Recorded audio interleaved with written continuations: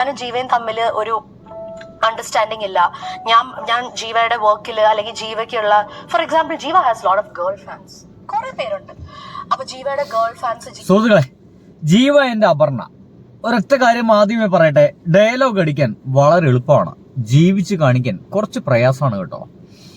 Social മീഡിയയിലുണ്ട്. Social media ലൈഫിന് നമ്മൾ real life എന്ന് പറയാം. റിയൽ ലൈഫ് വേറെ, അപ്പുറത്ത് വേറെ ഒന്നാ.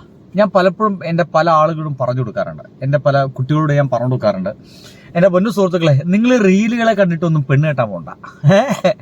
റീലുകൾ കണ്ടിട്ടൊന്നും പെണ്ണ് കെട്ടാൻ പോകണ്ട. അത് വേറെ ലൈഫാണ്. റിയൽ ലൈഫ് എന്ന് പറയുന്നത് അത് വേറെ സംഭവമാണ്.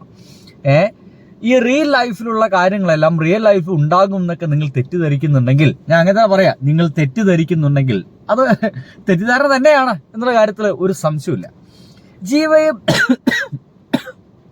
എന്തുവാടാ ചുമ, മൊത്തം പനിക്കാലാണ് മുരളീധരൻ ചേട്ടാ.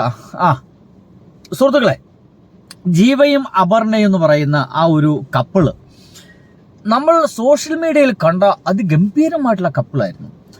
ഇങ്ങനെ ഇത്രയും സ്നേഹത്തോട് ജീവിക്കുന്ന വേറൊരു ടീം നമ്മുടെ സോഷ്യൽ മീഡിയ നമ്മൾ കണ്ടിട്ടില്ല എന്ന് തന്നെ പറയേണ്ടി വരും. അത്രയും ഗംഭീരമായിട്ടുള്ള നമ്മുടെ ഒരു മാതൃകാ ദമ്പതികൾ എന്നൊക്കെ പറയില്ലേ, അങ്ങനത്തെ ഒരു മാതൃകാ ദമ്പതികളായിട്ടായിരുന്നു നമ്മുടെ സോഷ്യൽ മീഡിയയിൽ ഇവരുണ്ടായിരുന്നത്. No doubt about it.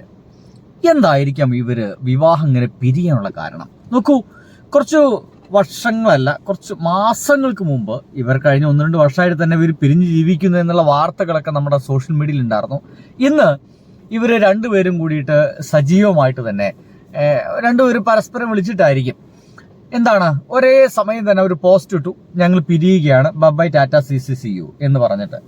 ഒരു ബന്ധം മുന്നോട്ട് കൊണ്ടുപോകാൻ യാതൊരു കാരണവശാലും സാധിക്കുന്നില്ല എങ്കിൽ പിരിയുക എന്നുള്ളത് വളരെ നല്ലൊരു ഓപ്ഷനാണ്. അതിനപ്പുറത്തേക്ക് വേറെ ഓപ്ഷനൊന്നും ഇല്ല കേട്ടോ എൻ്റെ സുഹൃത്തുക്കളെ. ഞാൻ പലപ്പോഴും ഇന്ന് വരുമ്പോൾ പോലും ഈ ഒരു അപർണ ഈ രണ്ടുപേരുടെയും വിഷയം സംസാരിക്കുമ്പോൾ എൻ്റെ ഒപ്പമുള്ള സുഹൃത്ത് പറഞ്ഞു, ഒരു സ്ത്രീയുടെ കഥ പറയായിരുന്നു. എൻ്റെ നാട്ടിൽ ഈ അടുത്ത് ഒരു ചങ്ങാതി ഭാര്യയെ വെട്ടിക്കൊന്ന് ചാക്കിലായിട്ടൊരു പുഴയിൽ തത്തി. അതേപോലെ ഉള്ള ആണുങ്ങൾ ഒരുപാട് ഞങ്ങളുടെ പ്രദേശത്തുണ്ട് എന്നാണ് എൻ്റെ സുഹൃത്ത് പറഞ്ഞത്.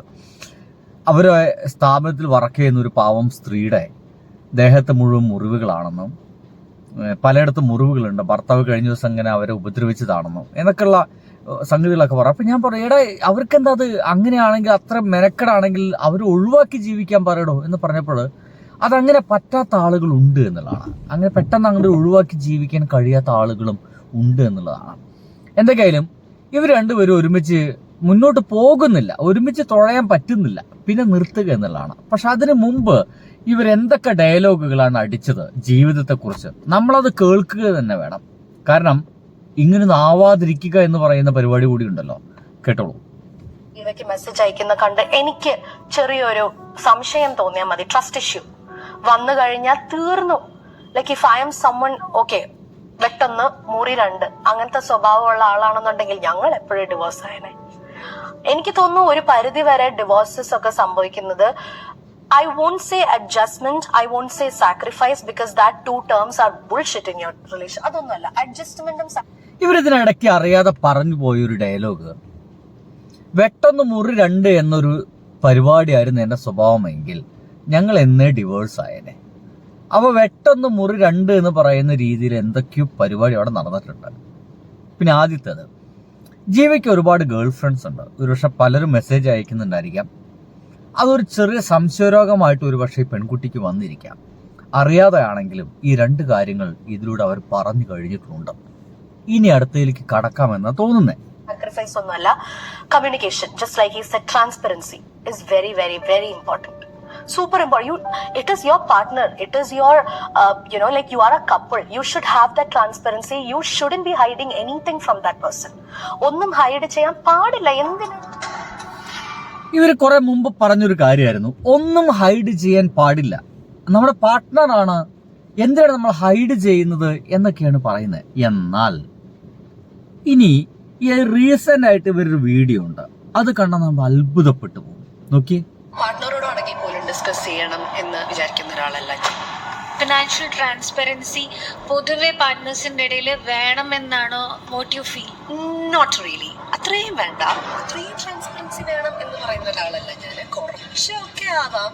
നമ്മള് എന്തിനു വേണ്ടി അത് യൂസ് ചെയ്യുന്നു, നമ്മുടെ കണ്ടില്ലേ എന്തു രസം ആലോചിച്ച് നോക്കി അല്ലേ? ആ പഴയ ആള് തന്നെയാണത്. ആ പഴയ ആള് തന്നെയാണ് ഇപ്പോൾ പറയുന്നത്. എന്തിനാണ് അത്ര ഫിനാൻഷ്യൽസ് കാര്യങ്ങളൊക്കെ എന്തിനെ തുറന്നു പറയുന്നത്? തുടക്കത്തില് എല്ലാം തുറന്നു പറയണം എന്ന് പറഞ്ഞ അതേ വ്യക്തി തന്നെയാണ് എല്ലാ കാര്യങ്ങളും തുറന്നു പറയേണ്ടതില്ല എന്ന് ഇപ്പോൾ പറയുന്നത്. അപ്പോൾ തന്നെ ഇവരുടെ ലൈഫിൽ എന്തൊക്കെയോ പരസ്പരം ഒത്തുപോകാൻ കഴിയാത്ത കാര്യങ്ങൾ സംഭവിച്ചിട്ടുണ്ട് എന്നർത്ഥം. അത് എന്താന്ന് ചകഞ്ഞു നോക്കേണ്ട കാര്യമൊന്നുമില്ല. ഇത്തരം ഒരു പോസ്റ്റുകളിലൂടെ മാത്രം പോയി കഴിഞ്ഞാൽ നമുക്ക് മനസ്സിലാവും. ഒരേ സമയം പണ്ട് ആ നല്ല പ്രണയത്തിലായിരിക്കുമ്പോൾ എല്ലാം തുറന്നു പറയണമെന്ന് പറയുകയും ആ പ്രണയം എന്ന് പറയുന്ന സംഭവം മനസ്സിൽ നിന്ന് വിട്ടുപോയപ്പോൾ ഒന്നും അങ്ങനെ തുറന്നു പറയേണ്ട ആവശ്യമില്ല എന്ന് പറയുകയും ചെയ്യുന്നവർ അതങ്ങനെയാണ്. ഈ നഷ്ടപ്പെടുമ്പോൾ അല്ലെങ്കിൽ പ്രണയം ഇല്ലാതാകുന്ന സമയത്താണ് നമുക്ക് പലതും കുറ്റമായിട്ട് തോന്നുക. എൻ്റെ ഒരു സുഹൃത്തിൻ്റെ പാട്ട് പെട്ടെന്ന് പ്രണയമില്ലാതെയായ നാൾ സർവ്വതം തിരികെ ഏൽപ്പിച്ചു പിന്മടങ്ങുന്നു ഞാൻ. പ്രണയമില്ലാതെയായ നാൾ സർവ്വതം തിരികെ ഏൽപ്പിച്ചു പിന്മടങ്ങുന്നു ഞാൻ. അതൊരു നല്ലൊരു പാട്ടാണ് കേട്ടോ. അതവിടെ കേൾക്കട്ടെ. സംഗതി അതല്ല, ഈ പ്രണയത്തെ ബേസ് ചെയ്തിട്ട് ഓഷ പണ്ടൊരു കഥ പറഞ്ഞിട്ടുണ്ട്. ഒരു പെൺകുട്ടി ഒരു ബസ് സ്റ്റോപ്പിൽ ബസ് കാത്തിക്കുന്നു. ഒരു ചെറുപ്പക്കാരൻ ദിവസം അവിടെ നിന്ന് ബസ് കയറി പോകുന്നുണ്ട്. അങ്ങനെ കണ്ട് ചിരിച്ച് അവസാനം അവര് പ്രണയത്തിലായി, കല്യാണം കഴിച്ചു. കുറച്ചു കാലം കഴിഞ്ഞപ്പോൾ അവരുടെ ഇടയിൽ പ്രശ്നങ്ങൾ വരാൻ തുടങ്ങി, ഭയങ്കര പ്രശ്നം വരാൻ തുടങ്ങി. ഒരു ദിവസം ഭർത്താവ് പെട്ടെന്ന് ഇങ്ങനെ വന്നിട്ട് അവൾ അടിക്കുകയാണ്, മുഖത്തേക്ക് അടിക്കുന്ന തൊട്ടു മുമ്പായിട്ട് ചോദിച്ചുത്രേ, നിന്റെ മൂക്കിന്റെ സൈഡിലൊരു കറുത്ത മറുകുണ്ടല്ലോ, ഇതെന്നാ വന്ന് ചോദിച്ചുത്രേ. അതിന് മറുപടിയായിട്ട് ആ പെൺകുട്ടി പറഞ്ഞത്, നിങ്ങൾക്ക് എന്നോട് പ്രണയം കുറഞ്ഞ അന്ന് മുതൽ എന്നാണ്. അങ്ങനെയാണ് ഈ പ്രണയം കുറഞ്ഞ അന്ന് മുതൽ അതുവരെ ഉണ്ടായിരുന്ന സൗന്ദര്യ കാര്യങ്ങളെല്ലാം നമുക്ക് സൗന്ദര്യമല്ലാതായി തീരും. അങ്ങനെയാണത്. നിങ്ങൾക്ക് മനസ്സിലായെന്ന് വിചാരിക്കുന്നത്. എന്തായാലും ഇതിലേക്ക് വരികയാണെങ്കിൽ ഒരു വീഡിയോ കൂടി കാണണം. ചിലർ പറയും കല്യാണം കഴിക്കുന്നത് ചോദിക്കുമ്പോൾ ഞങ്ങൾ പറയും കല്യാണം കഴിച്ചോ. ഞാൻ പറയും കല്യാണം കഴിക്കാൻ. ഞാൻ പറയും നല്ലതാ കല്യാണം കഴിക്കുന്നത്, എനിക്ക് സൂപ്പറാണ്, എന്റെ ലൈഫിൽ അടിപൊളിയായിരുന്നു. എന്റെ ഡാഡി മമ്മിയൊക്കെ ഭയങ്കര സ്ട്രിക്റ്റ് ആയിരുന്നു. പക്ഷെ കല്യാണം കഴിഞ്ഞപ്പോഴത്തേക്കും ഞാൻ ഭയങ്കര ഫ്രീ ബേർഡ് ആണല്ലേ. വിവാഹം കഴിഞ്ഞ ആദ്യ നാളുകൾ അവരൊരു വീഡിയോ ആണ്. വിവാഹം കഴിക്കണം, ഞാൻ ഭയങ്കര ചില്ലായിരുന്നു, സൂപ്പറായി. കല്യാണം കഴിച്ചപ്പോൾ എൻ്റെ ഡാഡിയുടെ ആ ഒരു സ്ട്രിക്ട്നെസ് ഒക്കെ മാറിയിട്ട് ഞാൻ ഭയങ്കര രസമായി എന്നാണ് ആ പെൺകുട്ടി പറയുന്നത്. നമുക്കത് എത്രത്തോളം വിശ്വസിക്കാൻ കഴിയും? കഴിഞ്ഞിട്ടില്ല, അടുത്തത് കൂടി ഒന്ന് കാണണം. പിന്നീട് രണ്ടുപേരും എഴുതി വെച്ചിരിക്കുകയാണ്, ഭയങ്കര രസകരമാണ്. I know a lot you have been waiting to hear from me, so this is me speaking to you directly എന്ന് പറഞ്ഞുകൊണ്ട് അവർ ഗംഭീര ഒരു പോസ്റ്റ് ഇട്ടിട്ടുണ്ട്. ഇത് ഇവർ മാത്രമല്ല കേട്ടോ, ഈ അപർണ തോമസ് മാത്രമല്ല, ജീവയും ഇതേപോലെ സെയിം ആയിട്ടുള്ള ഒരു പോസ്റ്റ് ഇട്ടിട്ടുണ്ട്.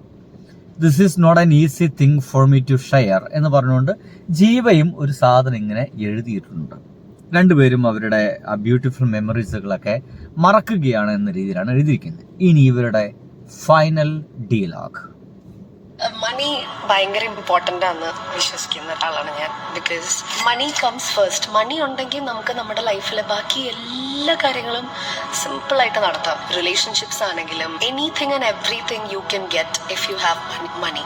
നമ്മൾ പറയുന്നത് കേട്ടിട്ടില്ലേ, if you have money there will be lot of people around you, behind you, with you, എപ്പോഴും ഉണ്ടാവും. സോ കണ്ടില്ലേ, പണമാണ് എല്ലാറ്റിനും ഏറ്റവും അടിസ്ഥാനമായിട്ടുള്ള കാര്യം. ഒരു സംശയമില്ല, അതിൽ ഞാൻ അപർണ തോമസിനെ കുറ്റം പറയില്ല. പണം ആവശ്യമാണ്. ഫിലോസഫി പലരും പറയും. ഈ ഫിലോസഫി പറയുന്ന ആൾക്കാരും ശ്രദ്ധിക്കട്ടെ, അവർക്ക് ജീവിതം ഭയങ്കര സെറ്റപ്പായിരിക്കും, ഭയങ്കര ഹാപ്പി ആയിരിക്കും. അവർക്ക് എന്ത് ഫിലോസഫി പറയാം. എൻ്റെ പ്രിയ സുഹൃത്തുക്കളെ, പൈസയാണ് ഏറ്റവും ആവശ്യമുള്ളത്. എന്തായാലും അതിനൊക്കെ അപ്പുറത്ത് ജീവിതം മുന്നോട്ട് കൊണ്ടുപോകാൻ അത് ഒരു എന്തായാലും അവർക്കത് സാധിച്ചിട്ടില്ല. അതൊരു മോശമുള്ള കാര്യമല്ല. സാധിച്ചിട്ടില്ല വെച്ചാൽ അത് വലിയ മോശമുള്ള കാര്യമില്ല. പക്ഷെ ഡയലോഗ് അടി കുറച്ച് കൂടുതലായിരുന്നു എന്നാണ് പറയുന്നത്. നിങ്ങൾക്ക് എന്ത് തോന്നുന്നു?